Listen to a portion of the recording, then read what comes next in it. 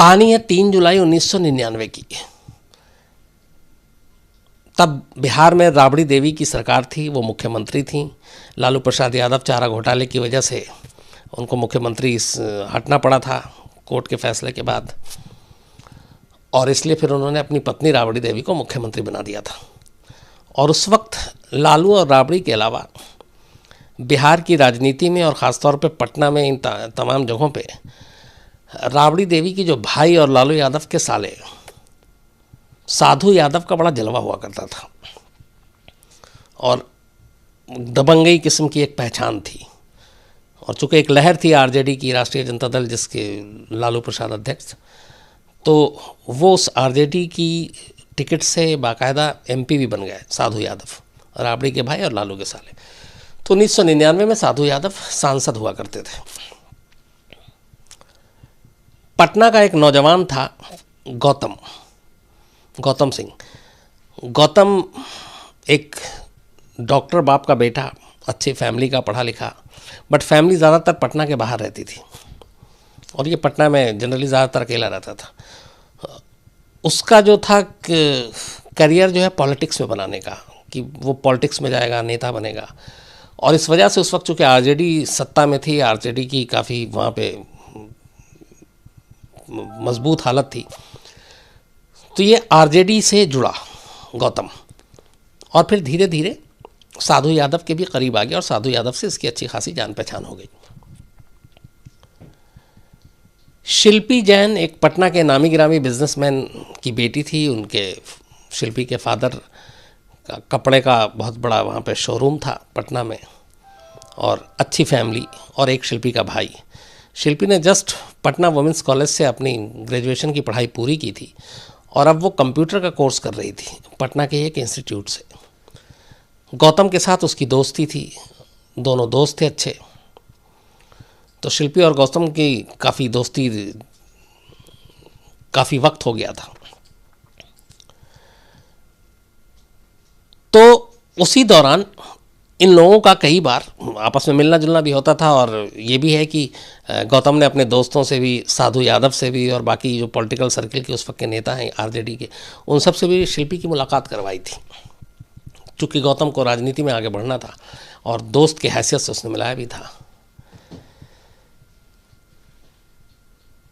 तो जिस दिन ये वाक़या होता है उससे 24 घंटे पहले 2 जुलाई को शिल्पी सुबह घर से इंस्टीट्यूट जाने के लिए निकलती है रिक्शे पे कंप्यूटर कोर्स के लिए, और वो रिक्शे से इंस्टीट्यूट जा रही होती है।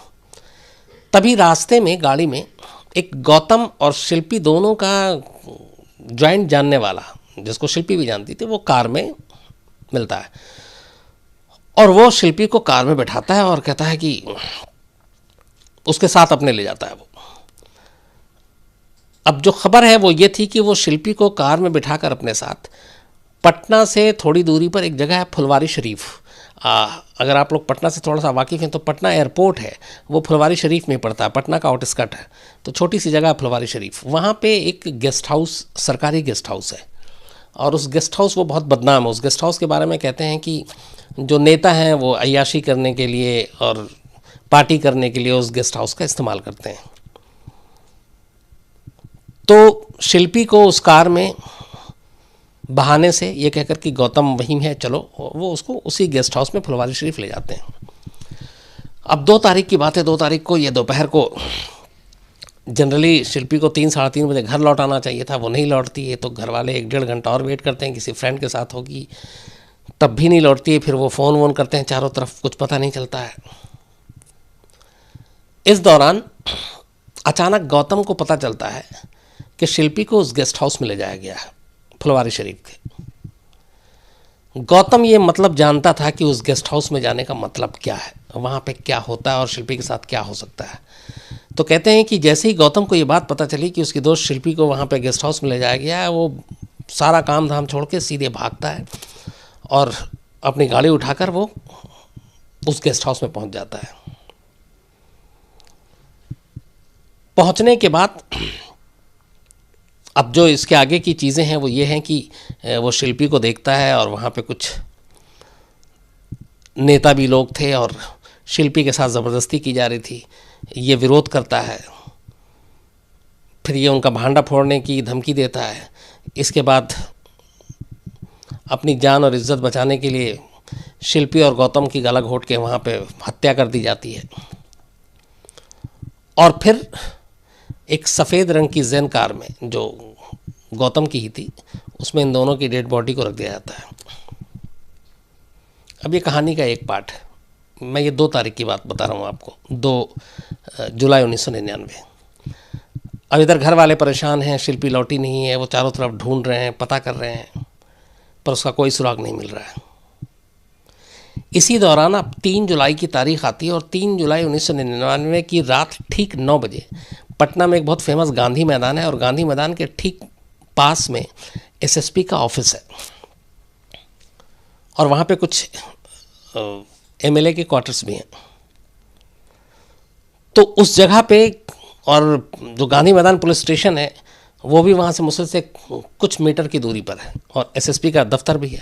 और एसएसपी के दफ्तर के ठीक पीछे एक गैराज है जिसका शटर गिरा हुआ था। उस गैराज के अंदर वाइट रंग की ज़ेन कार पार्क थी और उस ज़ेन के अंदर शिल्पी और गौतम की लाश मिलती है और दोनों के बदन पे बहुत कम कपड़े।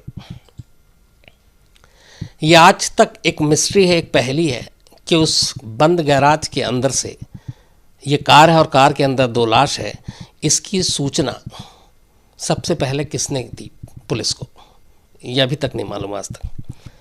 ये खबर कहाँ से लीक हुई, नंबर 1। नंबर 2, जैसे ही ये बात पुलिस को पता चलती है, जाहिर सी बात है वॉकिंग डिस्टेंस से पुलिस पहुंचती है, गैराज का दरवाज़ा खोलती है, कार के अंदर जो पूरा कार के अंदर की वो सारी तस्वीरें ली गई थी। बस ये एक काम पुलिस ने किया था और वो तस्वीरें हम सब के पास भी थी और हम लोगों ने दिखाया भी शो में। तो उसमें कार की सीट पे गौतम जो है वो, उसके बदन का ऊपर का हिस्से का कपड़ा नहीं है। शिल्पी है, शिल्पी के बदन पे एक टी शर्ट है और बाकी कपड़े नहीं हैं। लेकिन कमाल ये है कि जो शिल्पी के बदन पे टी शर्ट था वो गौतम का था। खैर पुलिस सब देखती है। अब यहीं से बाकी चीज़ें शुरू होती है। अभी पुलिस पहुंची थी, आधा घंटा भी नहीं हुआ था, रात के 9 बजे के आसपास है कि जब पहली बार पुलिस पहुंची। और ये आज तक पता नहीं कि पुलिस ने इन्फॉर्मेशन किसने दी, किसी नेता ने दी, खुद कातिल ने दी, किसने दी नहीं मालूम। लेकिन 9 बजे के आसपास पुलिस जाती है और ठीक आधे घंटे के बाद साधु यादव उसी मौके पे पहुंच जाते हैं अपने कुछ साथियों के साथ। अब साधु यादव का आना, सांसद, राज्य में उनकी बहन की सरकार, मुख्यमंत्री राबड़ी देवी, थोड़ी देर के बाद सारे बाकी के पुलिस ऑफिशियल, सारे बड़े अफसर पहुंच जाते हैं। और उसी वक्त जब साधु यादव 9:30 बजे वहाँ पहुँचे थे, तो जो मेरा पहला स्टिंग इस आईओ इंस्पेक्टर जो राम कुमार कर्ण है उनसे जो किया था, वो आप उस टीज़र में सुनेंगे। वो साफ साफ कह रहे हैं, उन्हें मालूम नहीं था कि कैमरा ऑन है। और उस वक्त स्टिंग ऑपरेशन के बारे में बहुत कम लोग जानते थे कि उसे खुद हैरानी है इस बात पर कि साधु यादव को कैसे पता चला। ये उसकी लाइन है। और जबकि लालू प्रसाद ने मना किया था साधु यादव को कि वहाँ पे मत जाओ, मतलब जहाँ पे लाश मिली है, लेकिन पता नहीं वो क्यों चलाया। और इसके बाद उसका भाई भी आ गया। भाई मतलब यहाँ पे शिल्पी का भाई। तो अब ये 2 सवाल आज भी एक रहस्य कि एक, उस लाश दोनों गाड़ी में वहाँ पड़ी हुई है, किसने पुलिस को बताई। दूसरा, साधु यादव आधे घंटे के अंदर वहाँ पहुँच गया, उनके पास इन्फॉर्मेशन कहाँ से और कैसे। खैर लाश वाश जब सब मिलती है, अब यहाँ पे आप देखिए बिहार पुलिस की महानता और उनकी कमाल की जांच। और ये भी है उस टीज़र में। ये सवाल मैंने खुद पूछा था, क्योंकि ये किसी भी थोड़ी सी भी जिसको क्राइम की नॉलेज है, कानून की जानकारी है, वो उसके लिए अटपटा है। जब ये सारी चीज़ें मिलती हैं, उसी वक्त जो रिपोर्ट लिखी जाती है पुलिस में किसी केस से जुड़ी हुई, तो पहले आमतौर पे जब ऐसा होता है कि ऐसी कोई लाशें मिलती कुछ होती है, तो पुलिस सिर्फ इतना डिस्क्राइब करती है कि हाँ ये पता है, ये है, ये अगर मरने वाले की पहचान है तो नाम उसका ये है, ये है, ये लिखते हैं और इस तरीके से। और बाकी हमने बॉडी कस्टडी में लेके पोस्टमार्टम के लिए भेज दिया। आमतौर पर यही होता है। पटना पुलिस का कमाल ये था कि लाश मिलने के घंटे भर के अंदर अंदर रिपोर्ट दर्ज हो चुकी थी और उसमें बाकायदा लिखा हुआ था कि 23 साल की लड़के की उम्र करीब 27 साल, तब तक उस वक्त उन दोनों को नाम नहीं पता था, वो आधा एक घंटे में पहले। इनकी ऐसे ऐसे हालत में लाश मिली है और दोनों ने जहर खाकर खुदकुशी कर ली है। अभी पोस्टमार्टम हुआ नहीं है, बॉडी हॉस्पिटल भेजी गई है और इस दौरान में ये रिपोर्ट लिखा जा चुका है कि इन दोनों ने जहर खाकर खुदकुशी की है, जबकि बिना विसरा रिपोर्ट आए हुए पोस्टमार्टम में भी जहर का आप शुरुआती बता सकते हैं, विसरा रिपोर्ट जब तक नहीं आएगी तब तक आप नहीं बता सकते कि पॉइजन से डेथ हुई थी और कौन सा पॉइजन था। ये सारी विसरा रिपोर्ट में पता चलती है और विसरा रिपोर्ट थोड़ा वक्त लेता है आने में, लेकिन यहाँ बिहार पुलिस ने सारा ये काम कर दिया। अब उसके बाद आगे का कमाल देखिए, चूंकि गौतम के फैमिली वाले नहीं थे, उनका इंतजार नहीं किया गया, उसी रात गौतम का आनन फानन में अंतिम संस्कार भी कर दिया गया। फटाफट उसी रात में दोनों का पोस्टमार्टम भी किया गया, जबकि रात को करने की कोई जरूरत नहीं थी, सुबह भी हो सकती थी, नहीं, रात को ही पोस्टमार्टम हो गया, उसका अंतिम संस्कार कर दिया गया, पोस्टमार्टम रिपोर्ट आ गई और पुलिस ने अभी तक अपना जो कागजी लिखा हुआ था उसमें यह था कि ये जहर खा के मर गए, लेकिन जो पोस्टमार्टम रिपोर्ट आई और जो बाकी सैंपल उठाए गए थे, जो फॉरेंसिक रिपोर्ट आई, उसने ये खुलासा किया कि शिल्पी के साथ रेप हुआ था और एक से ज़्यादा लोगों ने किया था। अब यहाँ पे दो चीज़ें थी कि अगर गौतम उसके साथ था, सारा ठीक रहा, आप गौतम पे फोड़ दें कि चलो गौतम और शिल्पी के साथ वो दोनों ने आपस में सहमति से जो भी किया, लेकिन यहाँ पे रिपोर्ट कह रही है कि एक से ज़्यादा ने किया और इसका जो सपोर्टिंग एविडेंस था वो ये था कि शिल्पी के अंदरूनी कपड़े पर से सीमन के कुछ धब्बे और दाग मिले हैं और वो एक से ज़्यादा लोगों के हैं।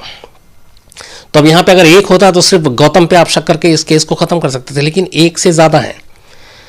ये फॉरेंसिक एक्सपर्ट ने भी कहा, पोस्टमार्टम रिपोर्ट ने भी कहा, ये एक इंपॉर्टेंट चीज़। इसके अलावा और शिल्पी के बदन पर जूतों के निशान मिले, चोट के निशान मिले।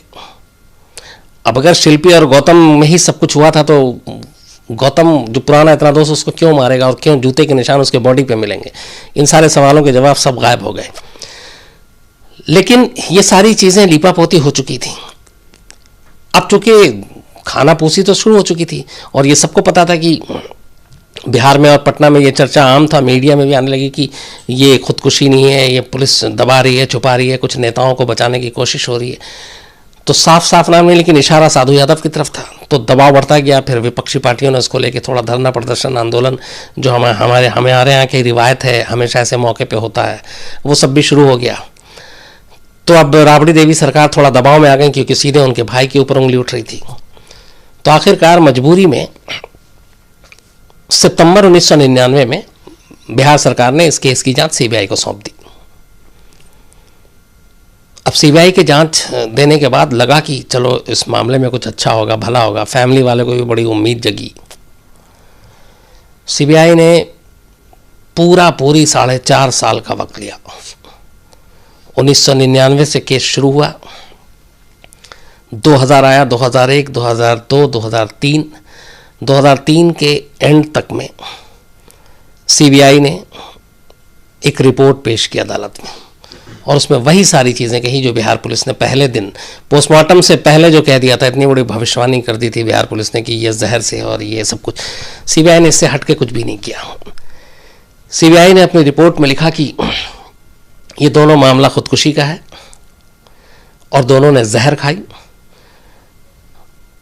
और रेप की बात की पुष्टि नहीं हो रही है।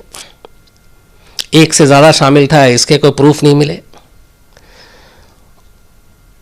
और जो पुलिस ने किया था शुरू में, जब ये आया था कि इसमें शिल्पी के कपड़े से अंदरूनी सीमेंस के एक से ज़्यादा के धब्बे मिले थे, तो उसका भी ये हुआ था कि पुलिस ने कहा कि जब बॉडी को हटाया जा रहा था तो बहुत सारे हाथ पुलिस वालों के लगे थे, तो वो पसीने का धब्बा था, पसीने का, वो सीमन नहीं था। अब इसको आप जैसे भी ले, लेकिन मतलब हंसी आती सोच करिए कि इन्वेस्टिगेशन और इन सारी चीज़ों को, तो वो जो सीमन का था वो पसीने का धब्बा बन गया। और यही चीज़ें सारी सीबीआई ने की और सीबीआई ने फिर अपनी इस केस को इस तरह से क्लोज किया कि इसमें और कुछ नहीं है, इसमें सिर्फ और सिर्फ ये सुसाइड था और दोनों ने सुसाइड कर लिया। और इस तरह से शिल्पी गौतम की जो मौत की मिस्ट्री थी उस पर सीबीआई ने भी मोहर लगा दी, जो हैरत अंगेज़ तौर पर समझ से परे की चीज़ थी कि उसमें बहुत सारी चीज़ें थी जो हो सकती थी।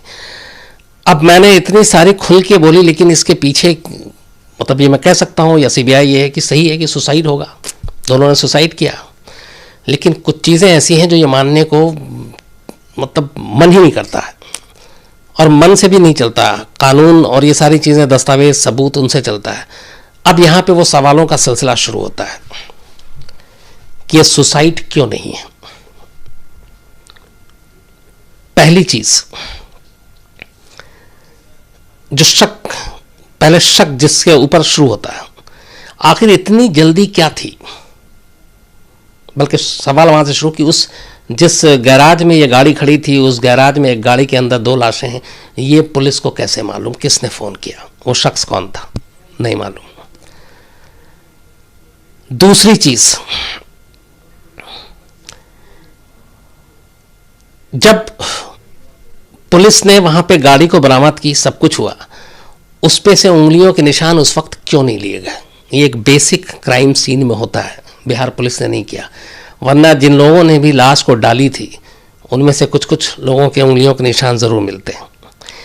तीसरी चीज़, आखिर इतनी जल्दी क्या थी कि आपको रात को पोस्टमार्टम करने की दोनों की हड़बड़ी थी? पोस्टमार्टम दिन में भी आराम से हो सकता। 9 बजे तो लाश की खबर मिलती है, 9:30 थी, कौन सी जल्दी थी, आज तक किसी को नहीं मालूम। गौतम जो शिल्पी का दोस्त है, रात को ही उसका अंतिम संस्कार करने की हड़बड़ाहट क्यों थी? फिर अगले दिन शिल्पी का भी हुआ, गौतम के घर वालों के आने का भी इंतजार नहीं किया गया। जो शिल्पी के कपड़े से सीमन का नमूना मिला था और जो पोस्टमार्टम रिपोर्ट ने साफ कहा था कि 1 से ज़्यादा लोग शामिल थे, वो दूसरा सैंपल किसका था? कोई जवाब नहीं। फिर इसमें जो सबसे बड़ी बात है कि अगर सुसाइड है, जो पुलिस और सीबीआई दोनों की थ्योरी है, दोनों ने कहा है, एक सबसे इंपॉर्टेंट सवाल आता है कि इन दोनों की लाशें अर्धनग्न हालत में थी, मतलब पूरे कपड़े नहीं थे। जैसा मैंने शुरू में कहा था, गौतम के ऊपर के शरीर का कपड़ा नहीं था, शिल्पी के नीचे के हिस्से का कपड़ा नहीं था। अब 1% को चलिए मान लेते हैं कि गौतम और शिल्पी ने सुसाइड किया। क्या वो सुसाइड करने से पहले उन्हें पता है कि उन्होंने कपड़े नहीं पहन रखे हैं, कपड़े उतार कर वो सुसाइड करेंगे? अच्छे फैमिली के दोनों, उन्हें मालूम है कि इस हालत में अगर उनकी लाश मिलती है, बॉडी मिलती है, तो उनके घर वाले, पड़ोसी, समाज, रिश्तेदार क्या सोचेगा। तो एक सुसाइड करने वाला कपड़े क्यों उतार के सुसाइड करेगा? इसका जवाब आज तक न सीबीआई के पास है न पुलिस के पास। तो ये वो चीजें थी जिन्होंने और सारे शक और सवाल पैदा किए। लेकिन अब जो आखिरी चीज आपको बताने जा रहा हूं, वो इस सारे शक और सवाल के बाद हमारे कानून पर भी उंगली उठाता है और जांच एजेंसी पर भी। और वो ये कि जब मैं बार बार कह रहा हूं कि शिल्पी के अंदरूनी कपड़े से 1 से ज़्यादा सीमन के निशान मिले थे, वो एक के अलावा किसी और का था। वो कौन था जिसे बिहार पुलिस ने शुरू में पसीने का धब्बा बताया? उसके ऊपर सीधा सीधी शक और कटघरे में एक ही शख्स खड़ा हुआ था और उस वक्त साधु यादव। बहुत आसानी से इसका पता चल सकता था अगर साधु यादव का डीएनए के लिए जो ब्लड सैंपल है वो ले लिया जाता और उस सीमन के साथ मैच करा लिया जाता, तो क्लियर हो जाता कि साधु यादव इसमें शामिल है या नहीं है। हो सकता है वो बेकसूर हो। अगर ये टेस्ट होता तो कानूनी तौर पे वो बेकसूर साबित हो जाते। लेकिन मजाक और कमाल देखिए आप कि इतना हंगामा, इतना शोर शराबा, इतना हाई प्रोफाइल केस होने के बावजूद पुलिस को पहले और फिर सीबीआई को साधु यादव ने अपना ब्लड सैंपल देने से साफ मना कर दिया और आखिर तक उनका सैंपल नहीं लिया गया।